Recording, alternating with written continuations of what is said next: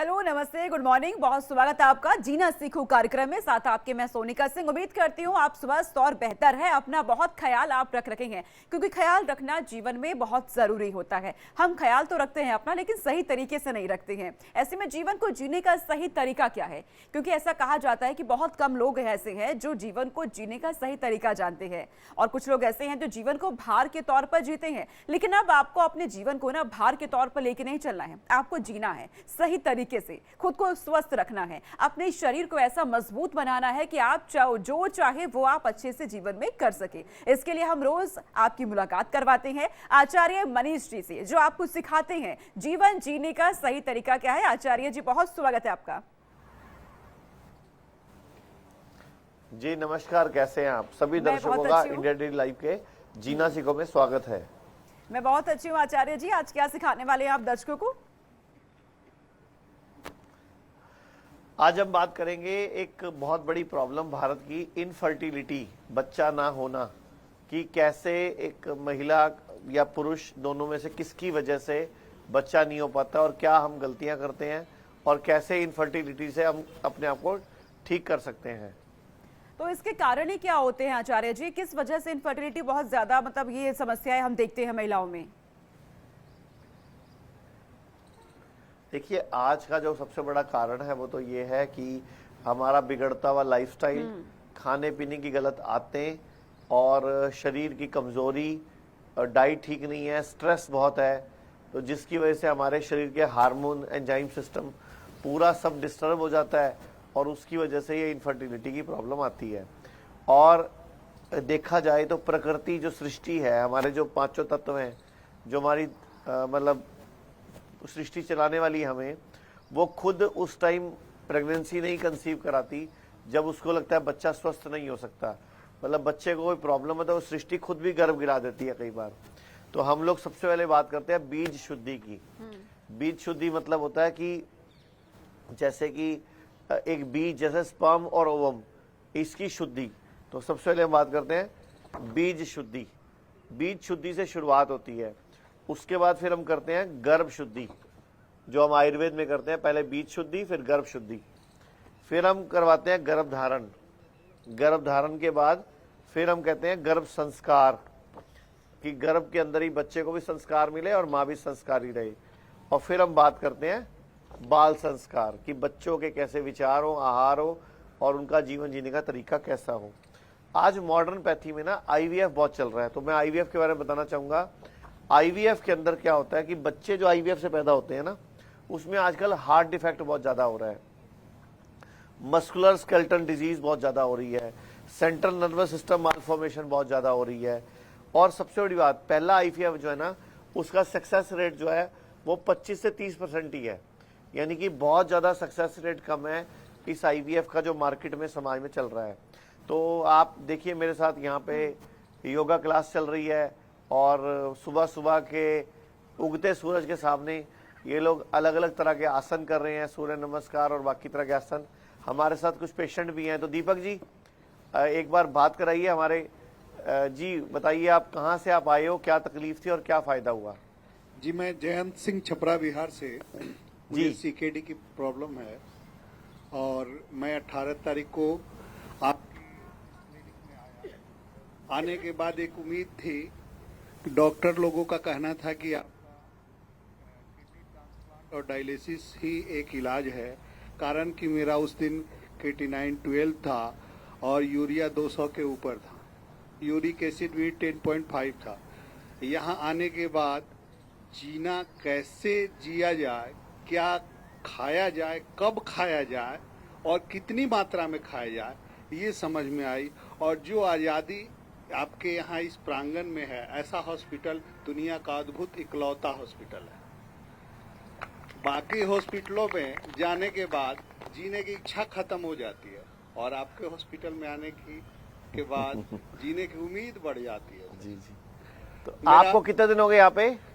आज 8वां दिन है। 8 दिन का रिजल्ट बताओ, सभी दर्शक देख रहे हैं आपको। 3 kg वजन कम हुआ है। 3 किलो? जी, 3 kg वजन कम हुआ है। आपका यूरिक एसिड कंट्रोल हो गया है। बीच में आपका पोटेशियम बढ़ा था, वो कंट्रोल हो गया है। यूरिया कम हुआ है KT9 अभी बराबर है लेकिन बढ़ा नहीं है। आपने DTPA स्कैन करवाया है? सर DTPA स्कैन तो मेरा अभी नहीं हुआ है। ओके, किडनी कितने % काम कर रही है? ये तो नहीं बता पाएंगे सर। कोई बात नहीं, आज डॉक्टर से बात करते हैं। जी। ठीक है, कोई बात नहीं। तो सभी से मैं रिक्वेस्ट करूंगा, जितने भी किडनी फेल के पेशेंट हैं, जिनको डायलिसिस बता दिया गया है या ट्रांसप्लांट बता दिया गया है, वो हिम्मत रखें और हिम्मत करके आयुर्वेद में पहले टाइम से आ जाएं। केस खराब होने के बाद आते हो तो हम भी कुछ नहीं कर पाते। एक और हमारे साथ इनकी बिटिया बाहर रहती हैं, वो मेरी पुरानी क्लाइंट है, इनसे बात करते हैं कि इनको कितने दिन हुए और क्या बेनिफिट हुआ है यहाँ पे। जी नमस्कार। हेलो, हरिओम जी, आचार्य हरिओम। जी। न मिलती अगर दी हुई दात तेरी, तो क्या थी जमाने में औकात मेरी। ये बंदा तो तेरे सहारे जिया है, तेरा शुक्रिया है, तेरा शुक्रिया Very है। good. सर्वप्रथम उस परमपिता परमात्मा का बहुत बहुत धन्यवाद करती हूँ जिन्होंने ऐसी महान विभूतियां धरती पर अवतरित की हैं कि सारी मानवता को आरोग्यम ओम आरोग्यम अस्तु का प्रचार करने के लिए, कि सारी मानव जाति स्वास्थ्यप्रद हो, स्वस्थ हो, निरोग हो। तो मेरी बेटी भी गूगल से देख करके USA से मेरठ वाली ब्रांच में आई थी। मैं हैरान हूँ कि सारे उसकी रिपोर्ट ये देते हैं कि बिल्कुल बेचारी खड़ी नहीं हो सकती थी, लंगड़ी चल रही थी, और 21 दिन उसने यहाँ का चिकित्सा ली और बिल्कुल ठीक होके गई। जब मेरे पास ऑस्ट्रेलिया में वो आई तो मैं हैरान थी कि बिटिया को तो कुछ भी नहीं है, पगली ऐसे ही इतने पैसे खर्च कर गई। कहती मम्मी आपने देखा नहीं। तो उसके ससुराल में भी सभी कहते हैं कि ये तो मिरेकल हो गया, और अभी वहां उसके ससुराल से यहाँ आने के लिए तैयार है। तो मेरी बेटी ने मुझे इंसिस्ट किया कि मम्मा आपको घुटने में दर्द है तो आप भी वहीं जाइए। वह मुझे मेरठ के लिए इंसिस्ट कर रही थी, लेकिन हमें डेराबस्सी नजदीक था। मुझे यहाँ 12 दिन ट्रीटमेंट लेते हुए हो गए हैं। मैं खुशामद के अगेंस्ट हूँ और मैं सच्चे दिल से कहती हूँ, परमात्मा को साक्षी मान करके, कि मेरा 12 दिन में मैं अपने आप को बिल्कुल स्वस्थ मान रही हूँ। मैं इतनी आलस से प्रद हो गई थी, बच्चे मुझे बाहर घूमने के लिए बोलते थे, मैं घर से बाहर नहीं निकलती थी। अब मैं फ्रीली इधर उधर घूम रही हूँ। मेरे घुटने का लगभग 80% जो है वो बिल्कुल मैं ठीक हूँ। आपके सामने मैं चल के भी दिखा रही हूँ। मैं बिल्कुल एक तरह से झुक के दिखाती चलती थी, लेकिन अब मैं आपके सामने बड़ी अच्छी चल रही हूँ। 80% वजन कम हो गया आपका? और वेट मेरा, जब मैं ऑस्ट्रेलिया से आई थी तो वैसे 95 किलो था, अभी यहाँ आई तो 94 था, अब मेरा 89 है। यानी कि कल लगभग मेरा 6 किलो 88 वजन कम था। हो गया आपका। हाँ जी, और सबसे बड़ी बात कि अगर हम यहाँ का पूरा डाइट प्लान फॉलो करें, और मेरा पूरा विश्वास है, मैं आपको भरोसा दिलाती हूँ कि हम कितने रोगों से मुक्त हो जाएंगे। मेरा तो विशेष करके बहुत विश्वास है। और आइए हम सभी मिलकर आज ही आचार्य जी के सामने ये संकल्प लें कि हम अपनी प्राचीन संस्कृति का अनुसरण करते हुए अपनी इस चिकित्सा पद्धति की ओर चलें और सभी निरोग हों। बहुत बहुत धन्यवाद। धन्यवाद, बहुत बहुत धन्यवाद Acharya ji. Thank you very much. तो अगर हम छोटी सी बात करें तो हर व्यक्ति अपना डॉक्टर खुद बन सकता है। पूरी दुनिया में सभी लोग अपना डॉक्टर खुद बन सकते हैं। तो उसके लिए तरीका क्या, आपको जीना सीखना होगा, खाने पीने का ध्यान रखना होगा, लाइफस्टाइल सुधारना होगा, तभी आपको सब सिस्टम सेट रहेगा। जैसे इन्होंने ऑस्ट्रेलिया से आके सुधारा, इनकी बिटिया ने अमेरिका से आके सुधारा, इस तरह हम पूरे विश्व से लोग हमारे पास पहुंचते हैं। ये जो अभी हम बैठे हैं, ये पीछे का जो नज़ारा है, पीछे हमारा हॉस्पिटल भी है। मैं हमारे भैया को बोलूँगा एक पूरा दिखा देना। ये चंडीगढ़ डेराबस्सी का हमारा हिम्स हॉस्पिटल है, जो कि 100 बेड का है। ये चंडीगढ़ में स्थित है। ऐसे एक 100 बेड का लखनऊ में स्थित है, 150 बेड का नवी मुंबई में, और लगभग 350 बेड का मेरठ में। तो ये प्रॉपर हमारे हॉस्पिटल है। ये भैया अभी हमारा पूरा विजन दिखा रहे हैं हमें। तो कहने का मतलब सिर्फ ये है कि ये सारे हॉस्पिटल हमने इसलिए बनाए कि व्यक्ति बीमार पड़े ही ना। अगर जीना सीख जाएगा। हमारे साथ जुड़ गए हैं, पहले कॉलर हैं, उनका भी रुख कर लेते हैं। हमारे साथ यमुनानगर से जुड़ गए हैं एक कॉलर। मैं चाहूंगी सीधे आप अपना सवाल पूछिए बाबूराम जी। जी जी, मेरा बेटा ना अब तो भूख लगती है इनको, बताइए। लीवर का सोचा आ रहा है जी। जी बेटा जी। है ना बड़े वाला जी। तो आपको कितने सालों से तकलीफ है?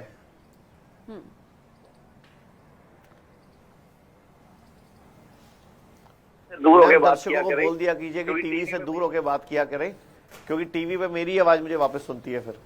तो मैं सबको बोलना चाहूंगा, ये जो आईवीएफ है, ये इनफर्टिलिटी है, इसके लिए हमें सुनने को मिलता है कि आईवीएफ ही एकमात्र इलाज है। ऐसा नहीं है। आयुर्वेद में मैंने बताया बीज शुद्धि, गर्भ धारण, उसके बाद गर्भ संस्कार और बाल संस्कार, ये सब प्रोसेस है जो आयुर्वेद के कोई भी अच्छे डॉक्टर द्वारा किए जाते हैं। और पंचकर्म के अंदर पहले उदर बस्ती की जाती है, पेट पर लेपम किया जाता है, हमारे अलग अलग तरह की बस्तियां दी जाती हैं, जिससे पहले शरीर का शोधन शमन करके, बॉडी की क्लीनिंग करके, डिटॉक्स करके फिर हम व्यक्ति को स्वस्थ रहना सिखाते हैं। मैं आपको और सारे दर्शकों को बताना चाहूंगा कि ये गर्भ धारण होता कैसे है और क्या होती है वजह इनफर्टिलिटी की। तो ध्यान से सुनिए। एक स्वस्थ शरीर में, हमारे शरीर में हर महीने पीरियड्स के बाद, उस जिस दिन पीरियड शुरू होते हैं उसके बाद 10वें दिन से लेकर 18वें दिन के बीच में अंडे बनते हैं, जिसमें मुख्यतः जो बेस्ट क्वालिटी के अंडे होते हैं वो 13वें दिन होते हैं। मतलब पीरियड शुरू होने वाले दिन से 12वें 13वें दिन अंडे बेस्ट बनते हैं। तो उस दिन क्या होता है कि जब उस दिन संभोग होता है या संसर्ग होता है तो पुरुष के शुक्राणु महिला के अंडाणु से मिलते हैं और निषेचित हो जाते हैं और वो गर्भ में जाकर अपना स्थान ले लेते हैं और हमें इनफर्टिलिटी हो जाती है। लेकिन कई बार पुरुष के शरीर में कम शुक्राणु होने की वजह से या महिला के शरीर में कम अंडाणु होने की वजह से या उनमें क्वालिटी अच्छी ना होने की वजह से या उनमें धारण करने की शक्ति ना होने की वजह से गर्भ धारण नहीं हो पाता और महिला मां नहीं बन पाती। और जब भी किसी पुरुष और महिला को 1 साल लगातार हो जाए संसर्ग करते हुए और उसके बावजूद भी प्रेगनेंसी नहीं हो तो इसको हम बोलते हैं बांझपन। और मॉडर्न पैथी में, एलोपैथी में इसको आईवीएफ में जाना बताया जाता है। तो आयुर्वेद में आईवीएफ की जरूरत नहीं होती, आईवीएफ में चाहिए गर्भ शुद्धि और आचार्य गर्भ जी धारण। कॉलर तो है, वो मैं बड़ी चाहूंगी उनका आप आसानी से सवाल ले लीजिए, फिर हम गर्भ धारण आगे के इस द्वारा पे चर्चा संभव है। करेंगे। प्रीति दिल्ली से हमारे साथ जुड़ गई हैं। प्रीति जी, टीवी से दूर तो हो क्या जाइएगा नाम है और और कहाँ सीधे से अपना बोल रहे हैं? सवाल पूछिए। हेलो जी नमस्कार, बताइए। हाँ, नमस्कार आचार्य जी। आचार्य जी, मुझे थोड़ा सा ये जानना है। एक्चुअली मुझे जी। इनफर्टिलिटी की प्रॉब्लम है और मेरे को समस्या ये हो रही है कि मेरी शादी को 6 साल हो गए हैं और अभी तक कंसीव भी नहीं हुआ। मेरा ना किडनी का क्रिएटिनिन लेवल थोड़ा बढ़ा हुआ आ रहा है, 1.69। हेलो, तो आप एक काम कीजिए, स्क्रीन पे जो नंबर चल रहा है ना, वहां पे अपना नाम रजिस्ट्रेशन करा दीजिए। हमारे संस्थान में डॉक्टर गीतिका और डॉक्टर मिताली है, ये 2 नाम याद कर लीजिए आप सभी दर्शक। हमारे संस्थान में डॉक्टर गीतिका चौधरी और डॉक्टर मिताली, ये 2 नाम है जिनके नामों पर आप जिनको गर्भ धारण के लिए और गर्भ से संबंधित सभी प्रॉब्लम के लिए कॉल कर सकते हैं। आपके कुछ टेस्ट लगेंगे, पहले हम कुछ टेस्ट करवाएंगे आपके कि गर्भ धारण क्यों नहीं हो रहा, उसके बाद हम आपको बताएंगे कि क्या पॉसिबल है। तो प्रीति जी, टेंशन लेने की जरूरत नहीं है। हमारी संस्था में गर्भ संस्कार पूरा एक प्रोजेक्ट है। हमारे पूरे भारत में 125 क्लिनिक हैं, 34 हॉस्पिटल है और 90 क्लिनिक हैं। तो आराम से ये पॉसिबल है, कोई दिक्कत नहीं है। और क्रिएटिनिन जो बड़ा हुआ आ रहा है वो भी बड़ी आसानी से आयुर्वेद की दवाइयों से ठीक हो जाएगा। मैं आज से ही आपको बोलना चाहूंगा, आप रोजाना 30 मिनट नंगे पांव घास पे घूमना सुबह या शाम शुरू कर दीजिए और किडनी की दवाई मंगवा लीजिए और डॉक्टर से मिल लीजिए और बड़ी आसानी से आप प्रेगनेंसी बड़ी आसानी से हो पाएगी, कोई दिक्कत नहीं है। तो दीपक जी, एक कोई सी और दर्शक से बात कराइए जो कहाँ से आप आए हैं और क्या तकलीफ है पूरा बताएं। जी नमस्कार, बताइए। Good morning, he is my father. हम मणिपुर से। Before we came here, he's a diabetic patient and his urea is like 115, and the electrolytes like sodium, potassium, and calcium was high. After coming here and treated for 5 days after testing, the electrolyte level is normal now, and the urea is 84, which Okay, is wow, a reduced very good. one. And then his sugar level was very high before coming here, now sugar is maintained. मतलब and- sugar भी normal है और creatinine urea में भी कमी आ गई है। Yes. Very good. Creatinine level, it was 4.8 before coming here, and now it is 4.4. मतलब 4 points decrease हो गया. And moreover, he has pain in the knees over here. After coming here, he said there is no issue. Very good. And one more good thing is, while breathing, he has smell for urea very often.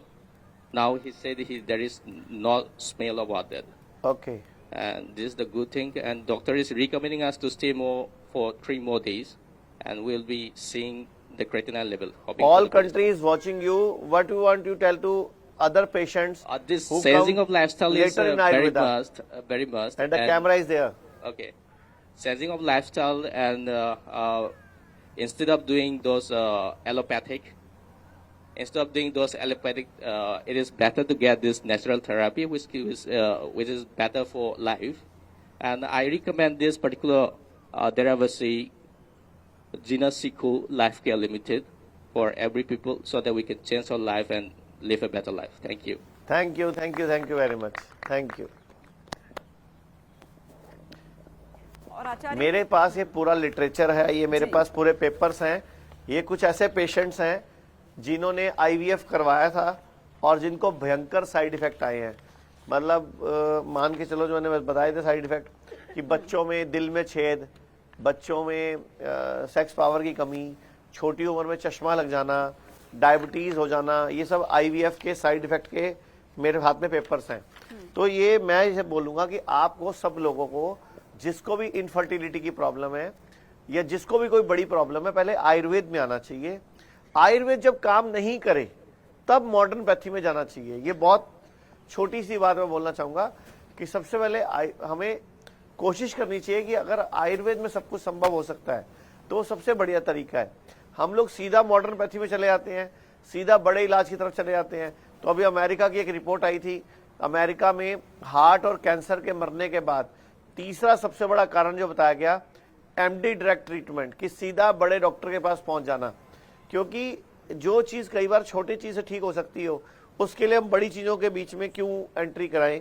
मैं आपको कुछ दिखाना चाहूंगा।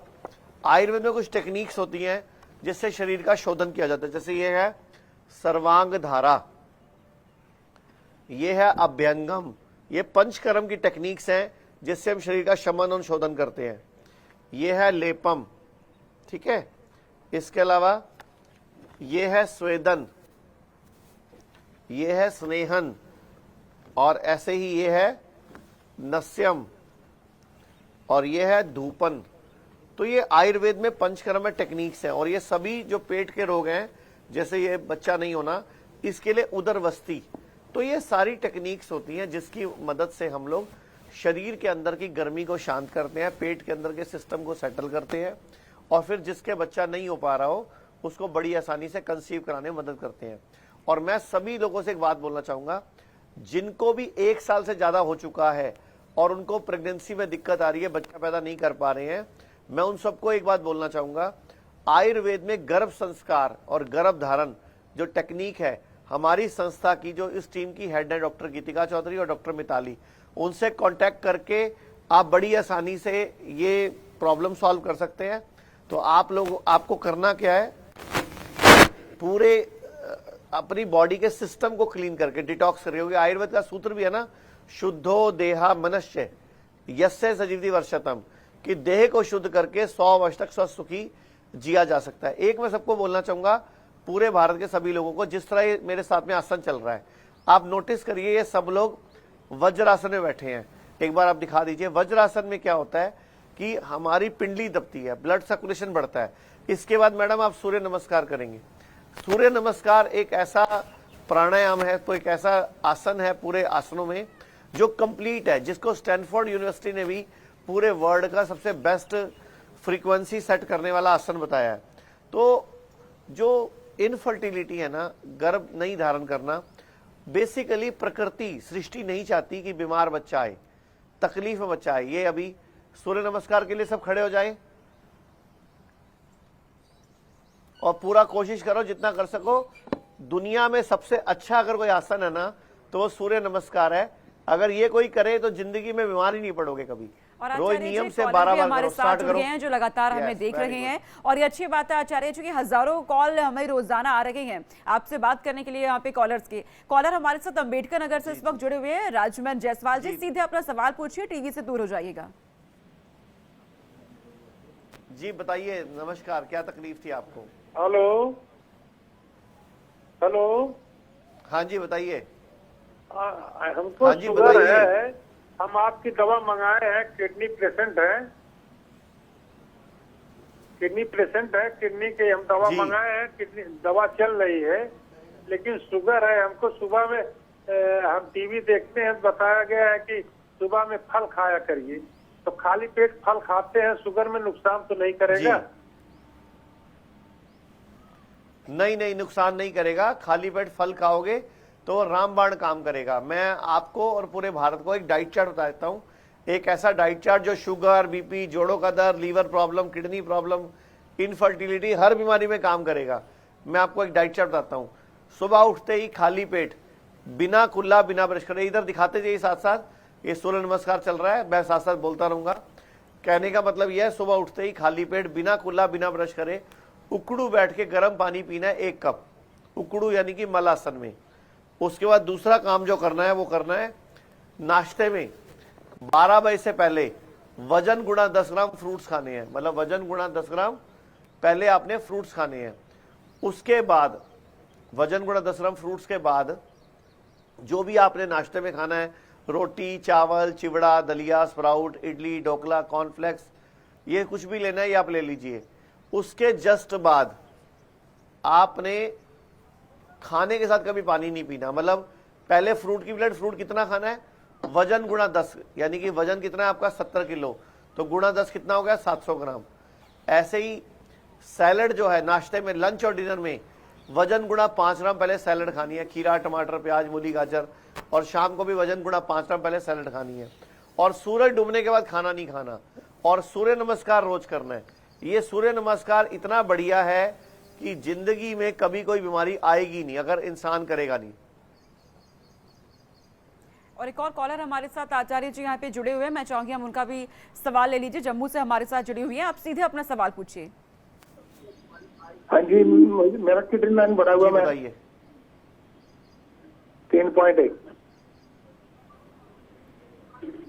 जी अपना सवाल करिए। जी आज मेरा तो किडनी लाइन बढ़ा हुआ। आपको नहीं बता दिया उन्होंने, उनका क्रिएटिनिन बढ़ा हुआ है तो वो नेचुरली बात है, किडनी की प्रॉब्लम है उनको। जी तो सबसे पहले हमें क्या करना है कि क्रिएटिनिन बढ़ा हुआ हो तो हमें ध्यान क्या रखना है कि हमारी बॉडी के अंदर किडनी कम काम कर रही है। इसका मतलब किडनी प्रेशर में आ गई है, किडनी को तकलीफ हो गई है, किडनी वीक हो गई है हमारी।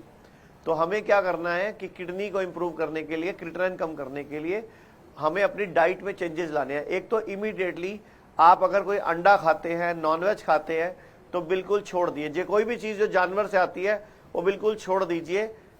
सभी लोग सुन लीजिए जिनका क्रिएटिनिन बढ़ा हुआ है, सफेद नमक, सफेद चीनी और जानवर से प्राप्त कोई भी पदार्थ है बिल्कुल छोड़ना है। सूरज डूबने के बाद 7 बजे के बाद खाना नहीं खाना है, तो आपका क्रिएटिनिन पहले बढ़ना रुक जाएगा। उसके बाद आप हमारे डॉक्टर से मिलेंगे। पूरे भारत के हर शहर में हमारा क्लिनिक है। डॉक्टर से मिलकर आप अपनी चेकअप कराकर अपनी किडनी को ठीक करने की ट्रीटमेंट शुरू कर दीजिए, कोई दिक्कत वाली बात नहीं है, हो जाएगा। तो ये सूर्य नमस्कार चल रहा है हमारे साथ। और सबसे बड़ी बात है कि सारी की सारी प्रॉब्लम की जो जड़ है ना, वो हमारा खाना पीना और लाइफस्टाइल है, खाने पीने की गलत आते हैं। एक मैं सभी दर्शकों को बोलना चाहूंगा, आयुर्वेद का कोई भी ट्रीटमेंट अब आप अपने हेल्थ इंश्योरेंस से भी ले सकते हो। यानी कि कोई भी हेल्थ इंश्योरेंस जो है वो आज की डेट में चलता है हमारे यहाँ पे, हमारे सभी हॉस्पिटल में हेल्थ इंश्योरेंस चलता है। तो इसलिए कोई दिक्कत वाली बात नहीं। अगर आपको किसी तरह की तकलीफ है तो हेल्थ इंश्योरेंस करा लीजिए। एलोपैथी में तो चलता ही था पहले, वो अभी आयुर्वेद में भी चलता है वो, तो बड़ी आसानी से आप ठीक हो सकते हैं। और आचार्य जी, और क्योंकि आज आयुर्वेद हम जो है वो बीमारी की जड़ पर काम करता है। आचार्य जी, महिलाओं जी, में बताइए क्या क्या मैडम। दिक्कतें होती है, इस पर हम बात कर रहे हैं। प्रेगनेंसी के दौरान क्या दिक्कतें आ सकती है, इस पर आप बात कर रहे हैं। मैं चाहूंगी आप ये भी आप समझाइए महिलाओं को कि वो अपने शरीर को अच्छी तरह से स्वस्थ रख सके, इसके लिए उन्हें खान पान में क्या बदलाव करना होगा, और साथ ही कौन सा आसन, कौन सा योग है जो उन्हें रोजाना अपने जीवन में करना चाहिए। देखिए, योग और प्राणायाम की बात करूं तो सबसे अच्छा होता है इसमें सूर्य नमस्कार जो भी चल रहा है। इसीलिए मैंने सूर्य नमस्कार शुरू कराया कि महिलाएं अगर सूर्य नमस्कार करेंगी तो उनकी बॉडी के सभी जोड़, उनकी रीढ़ की हड्डी, घुटने, कमर, एड़ी, सभी की फ्लेक्सिबिलिटी रहेगी। सबसे बड़ी बात, महिलाओं में इनफर्टिलिटी होती क्यों है? पीरियड्स की प्रॉब्लम की वजह से। जैसे पीरियड्स में डिस्टर्बेंस है, पीरियड्स कम आ रहे हैं, पीरियड्स ज्यादा आ रहे हैं, या पीरियड्स आने से पहले पेन्स होता है, या पीरियड्स आने से पहले कोई सूजन आ जाती है उनको, या दर्द बहुत ज्यादा हो जाता है, तो पीरियड्स की प्रॉब्लम की वजह से ये दिक्कत आती है जो अभी हम बात कर रहे हैं इनफर्टिलिटी की। और पीरियड डिस्टर्ब होना और पीरियड्स में तकलीफ आना ही बहुत बड़ा कारण है आज भारत में इनफर्टिलिटी का। और इसको दूर करने के लिए मैंने तरीका बता दिया कि आईवीएफ की जगह हम गर्भ धारण या गर्भ शुद्धि में आए। अब दूसरी बात करते हैं, हम अगली बात करते हैं जो आपने पूछा, खाने पीने में क्या ध्यान रखना है। बहुत ज्यादा तला हुआ, बहुत ज्यादा बाहर का जंक फूड बिल्कुल नहीं खाएं, मतलब न्यूट्रिशियस फूड खाएं।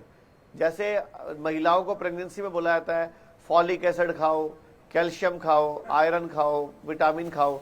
तो मैं आपसे सवाल पूछता हूं कि हाथी को कैल्शियम, हाथी को आयरन, हाथी को विटामिन ए कहां से मिलता है? तो वो हरे पत्तों से मिलता है। अच्छा, गैंडे को कहां से मिलता है? उसकी भी हड्डियां मजबूत हैं, उसको भी हरे पत्तों से मिलता है। अच्छा, ये बताओ मुझे कि घोड़े को कहां से मिलता है? तो उसको भी हरे पत्ते और घास से मिलता है। तो जब दुनिया के सभी जानवरों को जो कैल्शियम है, आयरन है, फॉलिक एसिड है, न्यूट्रिशन है, मल्टीविटामिन है, वो मिलता है हरे पत्तों से, घास से, तो फिर हमारे साथ ऐसा क्यों कि हमें ये सब लेने के लिए हमें मार्केट में गोलियां खाने के लिए, मल्टीविटामिन खाने के लिए जाना पड़ रहा है?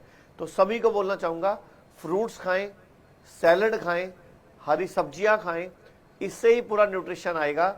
और ज्यादा खाने को बार बार गर्म करके ना खाएं। एक महिलाओं की गंदी आदत है, बासी खाना खाती हैं, रात को खाना बना देगी और सुबह रात को आटा गूंद देगी, सुबह उससे चपाती बना के खाएंगी। तो ये सब नहीं करना। अब बढ़ाई बात प्राणायाम की। प्राणायाम में सबसे अच्छा होता है नाड़ी शोधन, अनुलोम विलोम प्राणायाम। अनुलोम विलोम प्राणायाम जो होता है वो सबसे बेस्ट प्राणायाम है। अगर हम अपने अंदर के सिस्टम को सेट कर देंगे, अपने अंदर के सिस्टम को सुधार देंगे, तो सभी के सभी को एक ही काम करना होता है कि खाने पीने को चबा चबा के खाएं, खाने के साथ कभी पानी ना पिए। रात को जब भी हम सोते हैं, कभी भी हम जब सोए तो हमेशा बाईं करवट सोएं, बाईं करवट, लेफ्ट साइड करवट करके सोएं। और जब सुबह हमारी नींद खुल जाए तो उस टाइम उसको दाईं करवट लेकर उठे हम। तो बहुत आसानी से, बड़ी आसानी से गर्भ शुद्धि के द्वारा, मैंने आज बता दिया, गर्भ शुद्धि के द्वारा हम बड़ी आसानी से महिलाओं को कंसीविंग करवा सकते हैं, यानी कि प्रेगनेंसी में उनको कोई दिक्कत नहीं आएगी। अगर हम बात करते हैं आयुर्वेद के अंदर, तो आयुर्वेद के अंदर बहुत सारे रोग हैं जो उदरवस्ती से ठीक होते हैं। इसको उदरवस्ती बोलते हैं, यानी कि महिलाओं में कोई तकलीफ हो तो उसके लिए उदरवस्ती दुनिया की सबसे बेस्ट टेक्निक है। इसमें पेट के सभी रोग, मतलब पुरुष के भी उदरवस्ती करते हैं हम। अगर प्रेगनेंसी नहीं हो रही, अगर किसी के स्पर्म नहीं बन रहे, या स्पर्म काउंट कम हो रहे हैं, या बन नहीं रहे, तो उसके लिए भी महिलाओं में हम पुरुषों में उदरवस्ती करते हैं और महिलाओं में भी उदरवस्ती करते हैं गर्भाशय संबंधित रोगों को ठीक करने के लिए। और पूरे भारत में एक तो हमारे यहाँ हेल्थ इंश्योरेंस सारे चलते हैं, और उसके अलावा जो दूसरा है, जितने भी सीजीएचएस के हैं, मैं आपको बता देता हूँ, सीजीएचएस के कर्मचारी हैं, सीजीएचएस के और सीएपीएफ के, सेंट्रल आर्म पुलिस फोर्स, जिसमें असम राइफल है, बीएसएफ है, सीआईएसएफ है, सीआरपीएफ है, आईटीबीपी है, एनएसजी और एसएसबी है। ये 7 फोर्सेज और सीजीएचएस के सभी कर्मचारी, आरजीएचएस के सभी कर्मचारी, हरियाणा सरकार के सभी कर्मचारी, उत्तर प्रदेश सरकार के सभी कर्मचारी, पंजाब सरकार के सभी कर्मचारी और उत्तराखंड के सभी कर्मचारी, इन सबके इलाज हमारे यहाँ पे निशुल्क संभव है, रिम्बर्समेंट से या कैशलेस से। इसके अलावा दिल्ली जल board, Delhi police, Delhi high court, DDA, CBSE, भारतीय मानक ब्यूरो और एनएचएआई, इन सब के इलाज भी दिल्ली में हमारे जो 12 सेंटर्स हैं वह निशुल्क संभव है। जी बताइए मैडम। ये बहुत अहम जानकारी आप दे रहे हैं यहाँ पर आचार्य जी कि महिलाओं को अपने जीवन में क्या क्या बदलाव लाने जरूरी है जिससे उनका शरीर स्वस्थ रहे। आचार्य जी आपने क्योंकि यहाँ पे पीरियड्स का भी जिक्र किया, तो इस दौरान महिलाओं में ये भी देखा जाता है काफी पेन होता है, जो असहाय होता है उसको मतलब सहन करना बहुत बर्दाश्त से बाहर होता है। तो मैं चाहूंगी आचार्य जी आप ये बताइए कि इन दिनों में भी महिलाओं को अपने खाने पीने में क्या लेना चाहिए और किन चीजों से परहेज करना चाहिए। तो मैं आपको बताना चाहूंगा, जब भी पीरियड्स चलते हैं 3 दिन 4 दिन या 5 दिन, उन 3 4 या 5 दिन के अंदर आपको पका हुआ भोजन नहीं खाना चाहिए, सबसे बढ़िया रहता है। अगर पका हुआ भोजन नहीं खाएंगे तो कभी भी पीरियड से संबंधित तकलीफ, ये गर्भ की तकलीफ, कभी ये सब दिक्कतें आएंगी नहीं। ये दिक्कतें आती इसीलिए हैं क्योंकि हम ये 5 दिन पका हुआ भोजन खाते हैं। आप याद कीजिए पुराने टाइम में जो ग्रंथ पढ़ते हैं हम, हमारे वेद पढ़ते हैं, उसमें साफ साफ लिखा हुआ है कि महिलाओं को पीरियड डेज में किचन से दूर रखा जाता था, बिकॉज खाना नहीं खाना, कच्चा खाना खाना है, मतलब हरी सब्जियां खाएं, फ्रूट्स खाएं, नारियल पानी पिए, जूस पिए, लेकिन ये पका हुआ भोजन नहीं खाना। एक हमारे साथ और पेशेंट हैं, तो मैं चाहूंगा उनसे बात कराएं जल्दी से कि कहां से आए हैं, क्या तकलीफ थी और क्या फायदा हुआ है। जी भैया बताइए। जी नमस्ते। नमस्कार सर, मैं नेपाल से हूँ। बताइए। सर मेरी किडनी फेल है। यहाँ आने से पहले मैं रात भर सो नहीं पाता था। हफ्ते में मेरी 2 बार डायलिसिस होती थी। यहाँ आने के बाद 6 दिन से डायलिसिस अभी नहीं हुई है। मतलब हफ्ते में 2 बार होती थी, जब से आए हो तब से नहीं हुई है। Very good. नहीं, यहाँ पे नहीं हुई। Good good good. तो आप मुझे बताओ, आपको यहाँ के बारे में पता कैसे चला? जैसे कि यूट्यूब पे देख के सर। ओके। तो पूरे देश के जो लोग डायलिसिस करा रहे हैं, जिनकी किडनी फेल हो गई है, उनको क्या कहना चाहोगे आप? एक बार यहाँ आना चाहिए। नेपाल वालों को कि भारत वालों को भी? जिसको भी प्रॉब्लम है आना चाहिए। लेकिन जितने भी लोग हैं, सब के सब भारत में जो रहते हैं, सब पहले मॉडर्न पैथी में जाते हैं, आयुर्वेद में लास्ट में आते हैं। मैं भी गया था, अब किडनी ट्रांसप्लांट के लिए बोल दिए, अब घर पे कोई देने वाला तो है नहीं। अच्छा, देने वाला होता तो चले जाते। तो जाना है, जाते ही। आपको क्या लगता है किडनी ट्रांसप्लांट कोई ये गाड़ी का टायर है क्या कि पुराना निकाला है नया डाल दिया? सर वो तो पता नहीं, पहले थोड़ा ही था तो चेक करवाए थे उधर हॉस्पिटल में, बढ़ गया। जितना दवाई खाए इलाज करवाए उतना मतलब जितना इलाज कराते गए और खराब होती चली गई। 4 महीने में पूरी खराब हो गई। बता रहे ट्रांसप्लांट और करना आपको पड़ेगा। पता चल जाता पहले ही, अगर पहले मिनट ही की आयुर्वेद में आना है तो आप पहले गलती ना करते पे। तो सभी दर्शकों से रिक्वेस्ट है, टाइम से आ जाया करो, लेट मत आया करो। पूरे देश के लोगों को क्या मैसेज दोगे आप? यही कि अगर आपको समस्या है तो इधर आके आयुर्वेद में कर दिखवाए, ठीक हो जाओगे आप। और कोई इनमें से अपनी बात कहना चाहता हो तो? जी बैठे बैठे बोल दो, बैठे बैठे बोल दो। हेलो जी नमस्कार। नमस्कार जी, सब दर्शकों को नमस्कार। मैं सूबेदार रिटायर मदन लाल शर्मा बठिंडा से अपनी पत्नी के साथ आया हूं, जिसका नाम सवित्री देवी है। इसकी उम्र 76 ईयर ओल्ड है। इसको 1984 में अस्थमा हुआ था। मिलिट्री हॉस्पिटल में एडमिट करवाया, उन्होंने अस्थमा डिक्लेयर कर दिया और इसको लगातार छींके और नाक से जो पानी गिरता था। अब इसको 23 तारीख को एडमिट कराया। अभी काफी पंप छूट गया है इसका, और बीपी की दवाई छूट गई है और शुगर की दवाई छूट गई है। मैं एम्स हॉस्पिटल का धन्यवाद करता हूँ। नहीं तो पूरे देश के लोगों को क्या कहना चाहोगे? मैं यही कहता हूँ, सबसे पहले आयुर्वेदिक में आए। आयुर्वेद में बहुत अच्छा इलाज है। जो क्रोनिक बीमारियां, अस्थमा है, कैंसर है, किडनी पेशेंट है, इनकी सबसे ज़्यादा अच्छा इलाज आयुर्वेदिक में है। आप सुनने हिंदुस्तान के जो भी आदमी हैं, सुनते हैं, जो टीवी देखते हैं, यूट्यूब देखते हैं, वो सब आयुर्वेदिक में अपनाए। अच्छा एक बात बताओ, जैसे जब यहाँ आए थे, आज से पहले जो आपने हॉस्पिटल देखे थे, उस हॉस्पिटल और इस हॉस्पिटल की शक्ल में, सूरत में क्या फर्क है? बहुत फर्क है जी। जहाँ से सफाई, क्लीनिंग और स्टाफ का मेंटेनेंस, पूछना बार बार पेशेंट को राउंड मार के तकलीफ पूछना, ये बहुत अच्छा बात है। और यही अगर आप दूसरी जगह थे तो वो हॉस्पिटल में जाने का मन नहीं करता, यहाँ से जाने घर जाने का मन नहीं करता, वहाँ पे उनके यहाँ जाने का मन नहीं करता।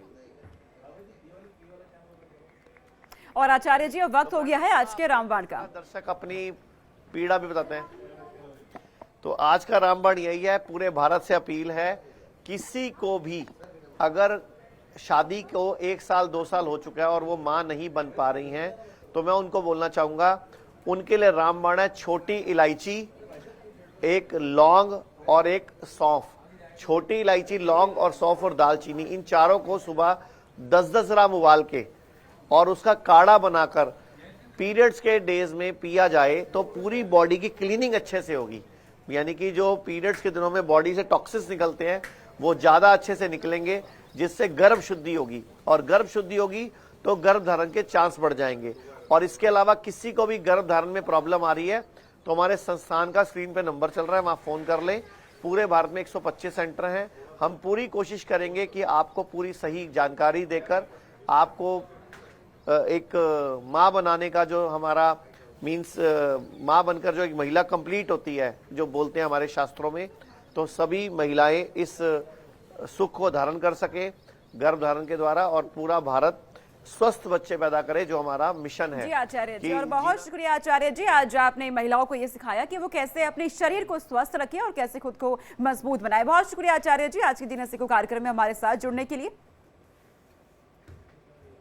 तो आज के जीना सीखो कार्यक्रम में इतना ही। उम्मीद है आप ये फॉलो कर रहे हैं, ये टिप्स जो आचार्य जी आपको बताते हैं। कल फिर आपसे होगी मुलाकात।